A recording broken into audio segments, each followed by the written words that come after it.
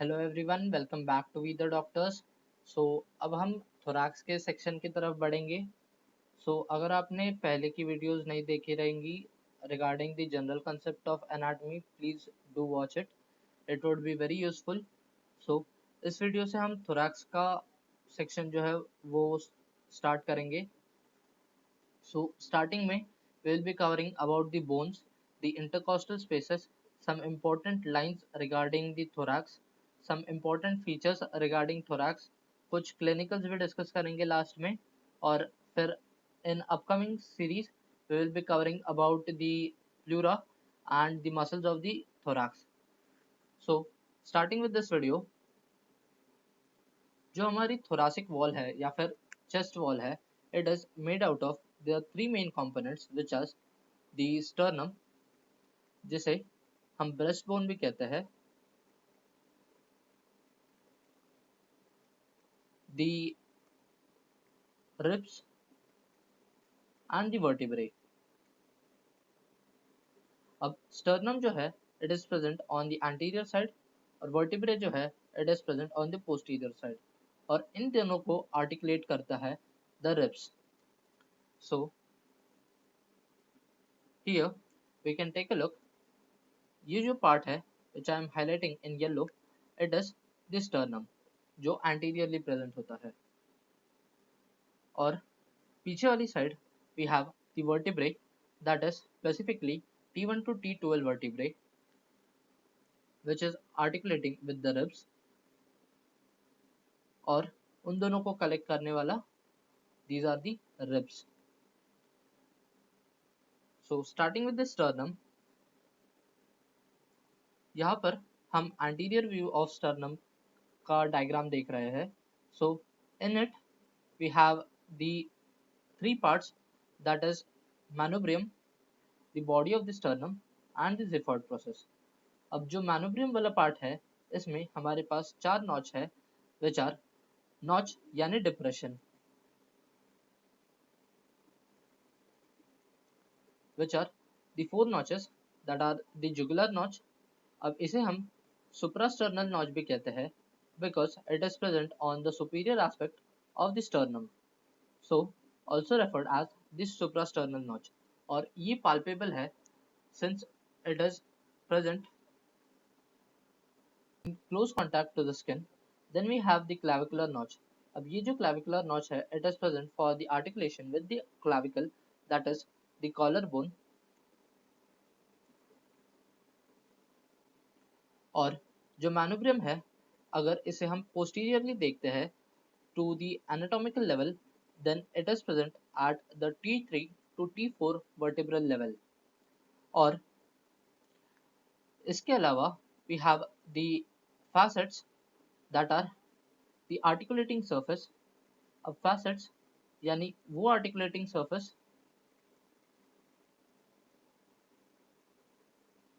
जो costal cartilage यानी ribs की कार्टिलेज से अटैच करती है.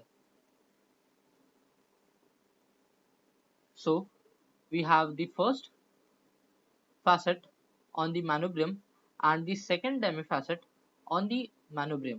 अब जैसे कि एक टर्म है facet और उसका अगर हम हाफ कर दे then we have the demifacet. So this is the demifacet, whereas this one is the facet. तो ये जो manubrium है जब बॉडी से कनेक्ट करती है तो उसे हम कहते हैं स्टर्नल एंगल या फिर एंगल ऑफ लुई.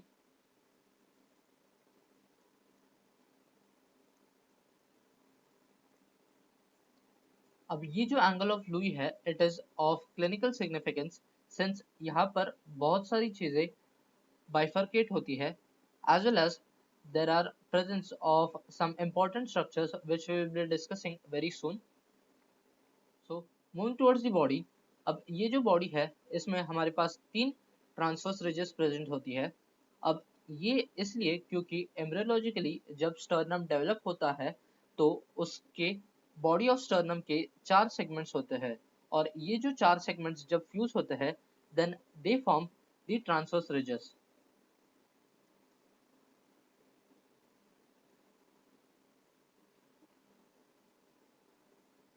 और जो बॉडी ऑफ द स्टर्नम है it has presence of the third to seventh coastal cartilage और ये भी articulate करती है similar to the first rib that is in the facet region of the body। और यहाँ पर एक नोट करने वाली बात यह है कि जो सेवेंथ कोस्टल कार्टिलेज है इससे ही आपके जो 8, 9 और 10th रिब है वो अटैच होते हैं टू द स्टर्नम। जैसे कि हम यहाँ पर देख सकते हैं that we have the 7th rib और ये जो 7th रिब है इसका कोस्टल कार्टिलेज जो है it is the last one two articulate with the sternum. अब इसके आगे के जो भी है that is the 8th, 9th and 10th ये तीनों सिर्फ आर्टिकुलेट करते हैं with the body of the sternum, whereas जो आपकी 11th और 12th है these are floating ribs that is ये सिर्फ posteriorly आपके vertebrae से अटैच होती है, anteriorly they do not articulate with the sternum। और जो लास्ट पार्ट है of the sternum that is the xiphoid process. अब ये जो ज़िफॉइड प्रोसेस है इसे अगर हम at the vertebral level देखें then it is present at the T10 vertebra at the T10 vertebra और जो sternal angle है या फिर angle of Lewis है it is present between the T4 और T5। Now moving ahead we have the two types of vertebra which are the typical type of thoracic vertebra and the atypical type of thoracic vertebra। अब जो typical और atypical thoracic vertebra है इन दोनों में एक चीज common है that is they have heart shaped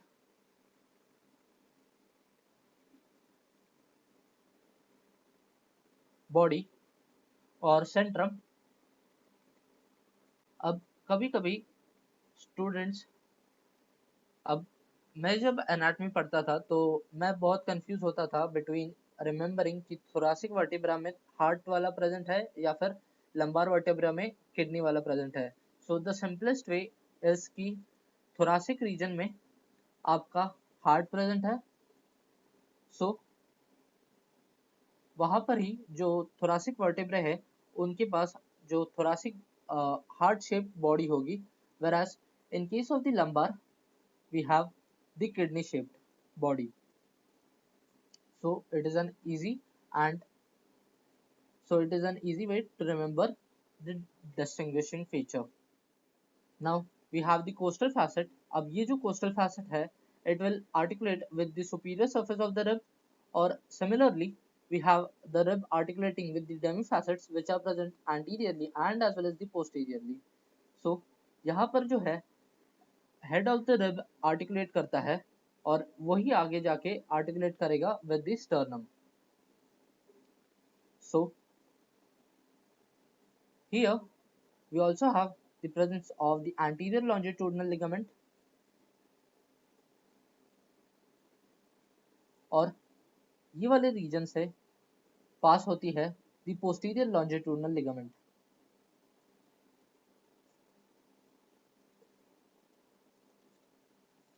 which is responsible for maintaining the posture और help करता है to the vertebra for the various movements of the vertebral column।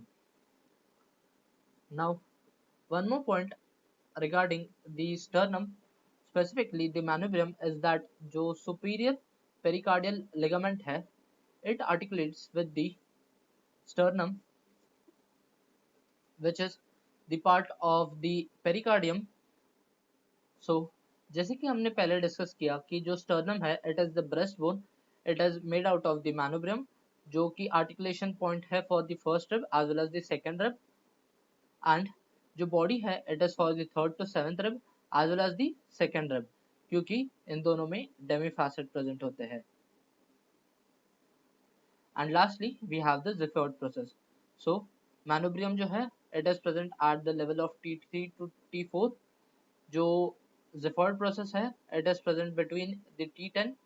जो लुइस एंगल है it is between T4 to T5। So जो बाकी का region है that is between the T5 to T10 it is occupied by a body of the sternum. So जैसे कि discuss किया कि suprasternal notch is also known as the jugular notch. And जो sternoclavicular cartilage है, that is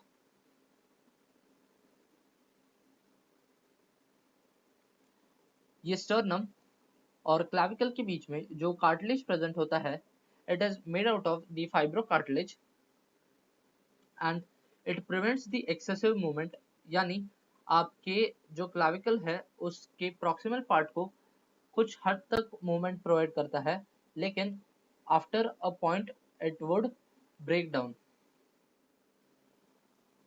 So it is the least amount of cartilaginous cells are found and it provides no motion, लेकिन कुछ हद तक motion allowed होता है, can perform with the help of our pectoralis major muscle.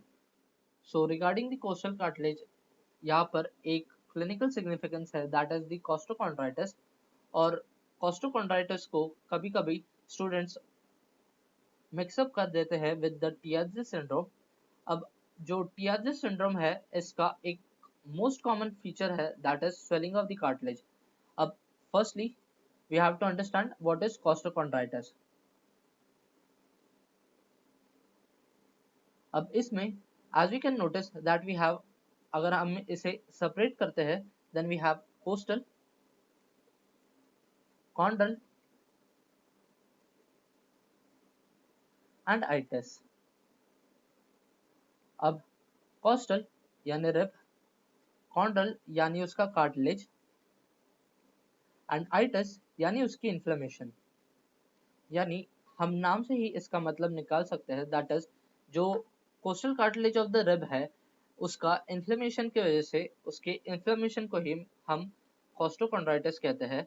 और ये जो पेन प्रोड्यूस करता है, it is similar to that which is being produced in conditions like heart attack और अदर हार्ट कंडीशंस। अब similar to the costochondritis, we have the Tietze syndrome। अब costochondritis और Tietze syndrome similar इसलिए है क्योंकि Tietze syndrome में भी inflammation पाया जाता है, लेकिन इसमें swelling भी देखी जाती है, जो कि costochondritis में absent होती है। So it is a main determining feature between the Tietze syndrome and the costochondritis। So now moving ahead, we have the presence of the sternal angle।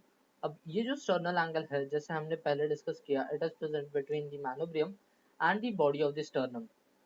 इन दोनों के बीच वाला पार्ट है, it is the sternal angle or the angle of Lewis। अब ये जो है, it is articulating with the second costal cartilage यानी second rib वाला, and posteriorly it is present between the T4 and the T5 intervertebral disc। और ये एक important point करता है of the start and the end of the aortic arch। यानी जैसे कि हम इस इमेज में देख सकते हैं that we have the sternal angle। और ये जो sternal angle है, it will mark as the beginning and the end point of the arch of aorta। और posteriorly जैसे कि हम देख सकते हैं that it is present between the T4 and the T5 vertebra। और ये डिवाइड करता है, that is the sternal angle, it marks the division of the superior and the inferior mediastinum। अब mediastinum यानी वो part of the thorax which is present between the two lungs।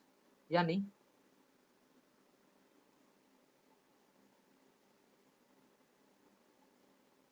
ये वाला part जो है, it is the mediastinum।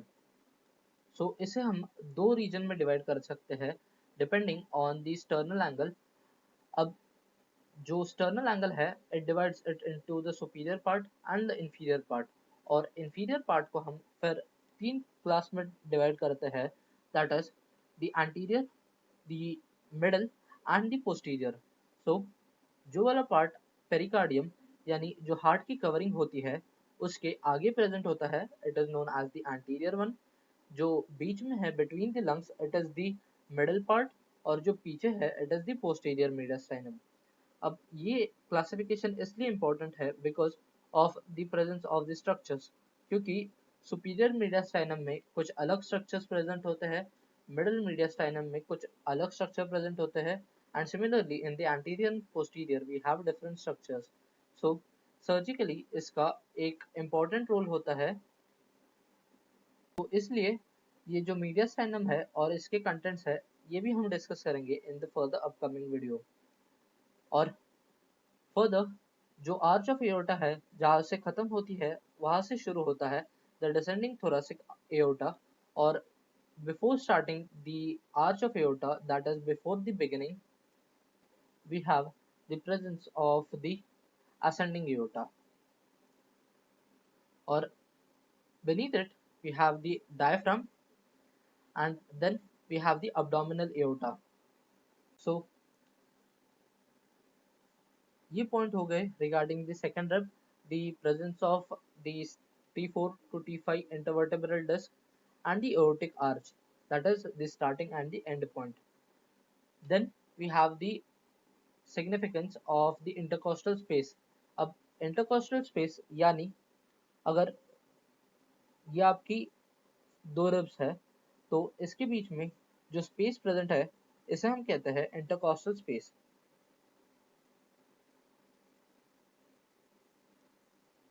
तो suppose कि ये फर्स्ट रिब है और ये सेकेंड रिब है, तो इसके बीच में जो इंटरकॉस्टल स्पेस प्रेजेंट होगा it is the first intercostal space. और consecutively, if here we have the third vertebra, then here we have the second intercostal space and simultaneously नीचे।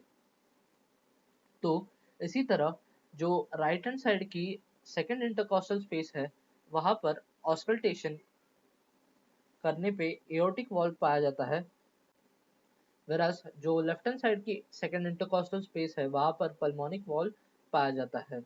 अब एओर्टिक वॉल्व और पल्मोनिक वॉल्व यानी aortic valve वो वाला reason जिससे ये suppose कीजिए एक सिंप्लीफाइड मैं डायग्राम ड्रॉ कर रहा हूँ for easy understanding. Here we have the right atrium, the left atrium, जो left ventricle and the right ventricle. तो राइट वेंट्रिकल से लंग्स में पंप करने के लिए we have the presence of the pulmonic valve जो लंग्स में यानी पल्मोनरी सिस्टम में भेज रहा है, और लेफ्ट वेंट्रिकल से we have the aortic valve जो कि भेजेगा to the systemic circulation and the pulmonary to the pulmonary circulation. So in the region of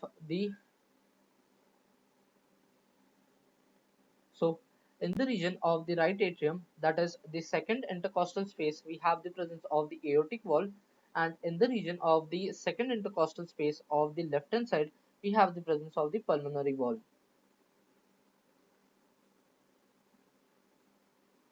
और इससे related we have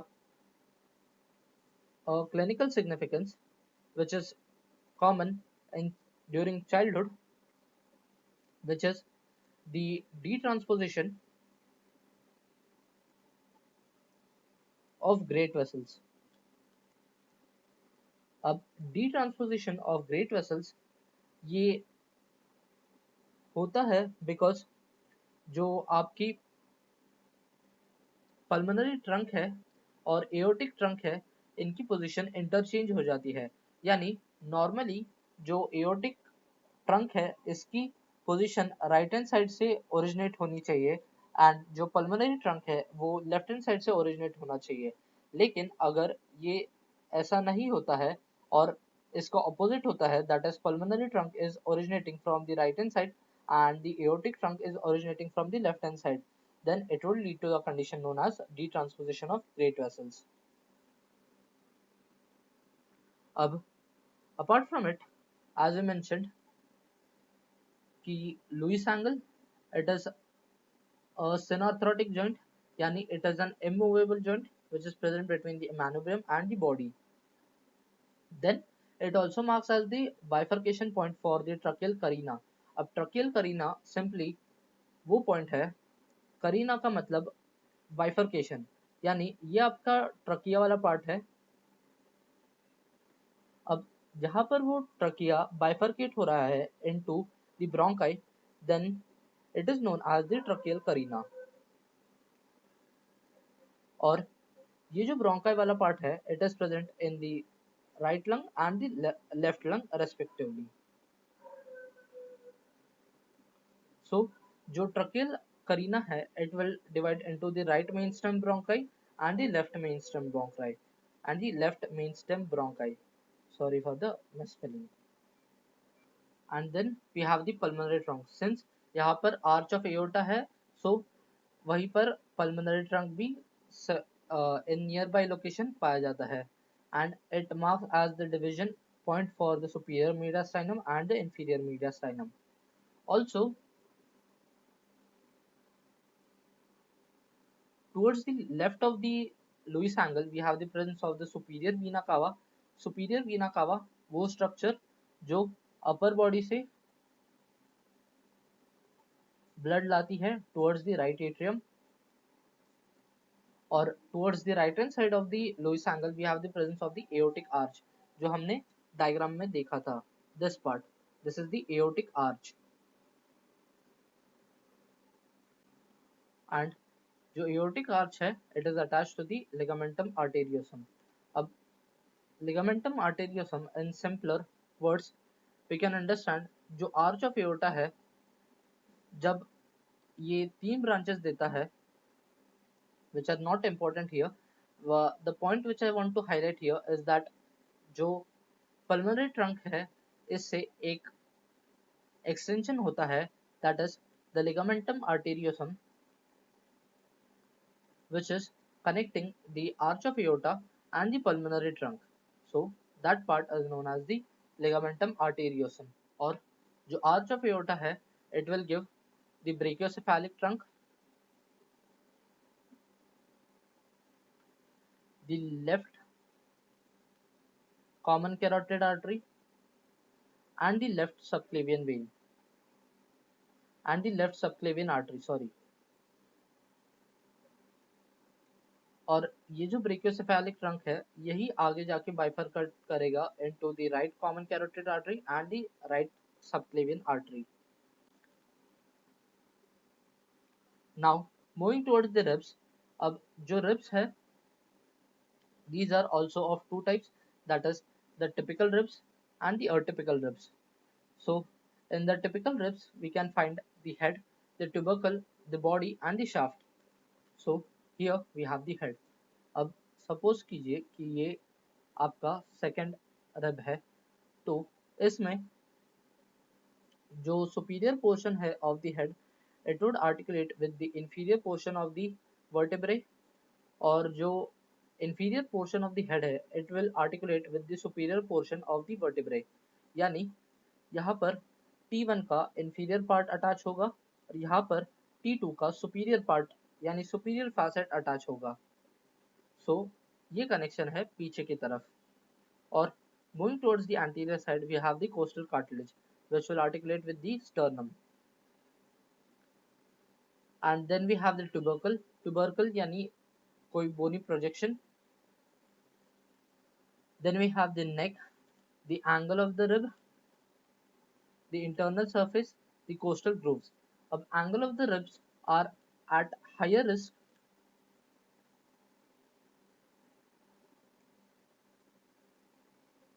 of damage due to trauma.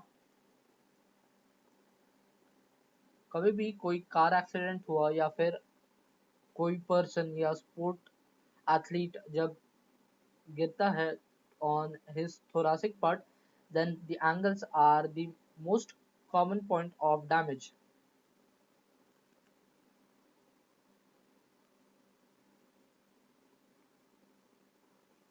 So here we can take a look that we have the neck, the tubercle, the articular facet. अब ये भी articular facet है, it is for the articulation. Then we have the non-articular surface. We have the true ribs, that is 1 to 7, which connect directly to the sternum via the costal cartilage. Then we have the false ribs, which are the 8 to 10, which connect indirectly to the sternum via the costal arch, and the floating ribs, which are the 11 to 12, which do not connect to the sternum. अब now इससे related हमारे पास एक clinical significance है, that is the accessory ribs. So accessory ribs, it is a rare condition in which the vertebra, the ribs arise from the C7 vertebra, और जो subclavian artery है It is the most commonly affected due to the presence of the cervical rib, the accessory rib, और इससे जो blood supply है of the subclavian artery it would compress और वो आगे की region को supply नहीं कर पाता. Then we have the articulations which is the anteriorly and the posteriorly. Anteriorly we have the costochondral joints and the costosternal joints. यानी जो cartilaginous part से अटैच होता है वो वाला और जो cartilage part sternum से अटैच होता है वो वाला. And the costovertebral यानी ribs to the vertebra and the costotransverse यानी ribs to the transverse process of the vertebrae. Then here we have an example of the atypical rib. A atypical rib is first rib.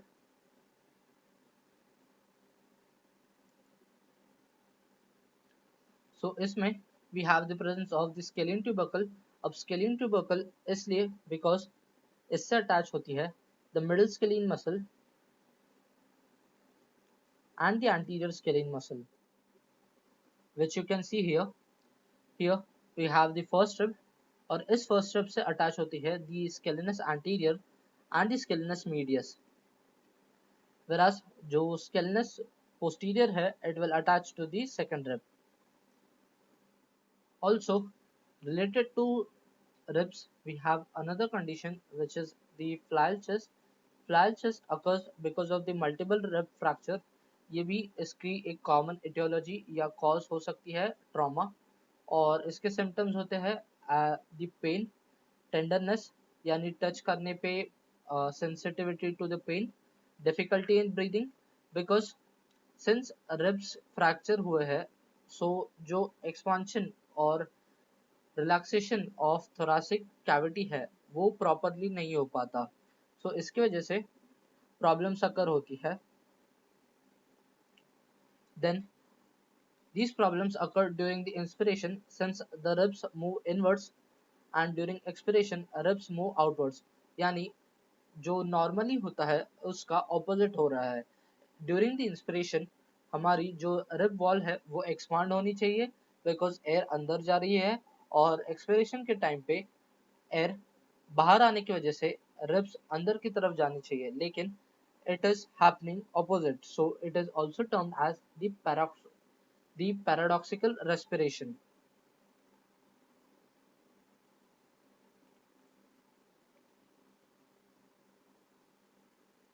So here in this image we can take a look that the nipple is present in the region of the fifth intercostal space and it is also the region where the apex beat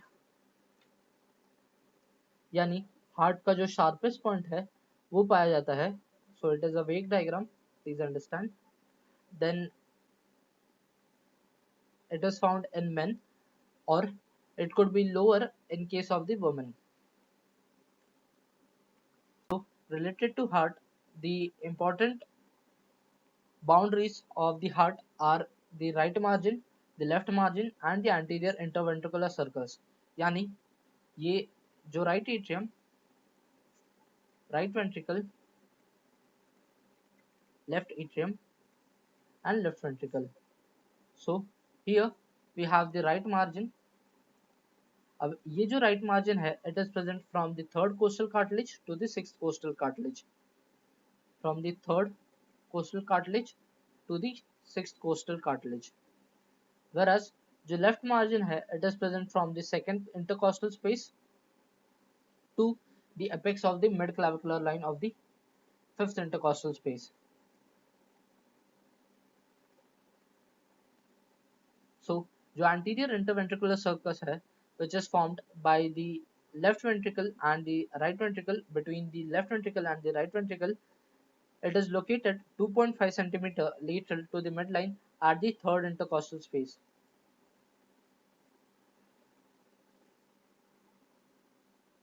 अब हम discuss करेंगे the lines which I mentioned earlier, that is here the first line is the midline which can be seen here. Then we have the lateral sternal line that is the second line drawn here. Then we have the parasternal line, which is surrounding the sternum, and the midclavicular line, which is present at the middle of the clavicle. And horizontally, we have the sternal angle and the xiphosternal line.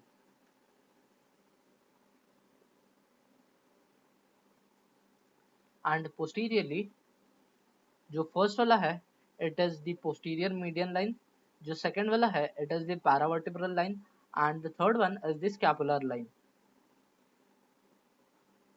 So, and here we have the lateral aspect in it, जो anterior side है that is towards the sternum. So it is the anterior axillary line, then we have the mid axillary line, and lastly we have the posterior axillary line. Posterior axillary line towards the vertebra. So it can also be seen here. The anterior axillary line, the mid axillary line, and the posterior axillary line. So ये जो anatomical lines है, these are important for identifying and allocating the different organs in the lungs and different structures, which are mostly the arteries and the vessels. So related to diaphragm, यहाँ पर एक point which I want to mention is that जो end inspiration होता है during that phase, यानी जब totally inspiration हुआ होता है, at the end of the inspiration we have जो diaphragm का location है, it is at the ninth intercostal space at end of inspiration, यानी इस टाइम पे आपके लंग्स में maximum capacity of inspired air है, whereas at the time of expiration it comes up to the fourth intercostal space, that is during the end expiration, यानी आपने maximum amount of air जो है वो आपके लंग से expire out कर दी है.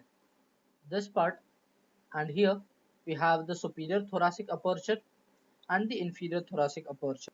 Now moving towards the last part of our video, we have our clinicals. अब clinicals में we have the condition that is the pectus excavatum, the pectus carinatum. अब ये जो abnormalities है it is because of the breast bone जो कि sternum है. अब इसमें in the pectus excavatum, as we can see here we have the funnel shape of chest, यानी अंदर की तरफ एक cave sort of है, whereas in case of pectus carinatum we have a bulging which can be seen here, and these are the two abnormalities which are related to the sternum bone. The next one which we have is the rib fracture. A rib fracture, as we seen, it could be in case of flail chest or any other sort of rib fracture. And lastly we have the thoracic outlet syndrome. अब ये जो thoracic outlet syndrome है, it is related to the accessory rib, since जो accessory rib है it is compressing the neurovascular structures as well as the subclavian artery and the vein. So the main cause of it is because of the origination of the cervical rib from this seventh thoracic vertebrae. So that is it for this video. If you like the video, please like, share and subscribe. And if you are new here, do consider subscribing at We the Doctors, since we post new medical related content every week. Thank you.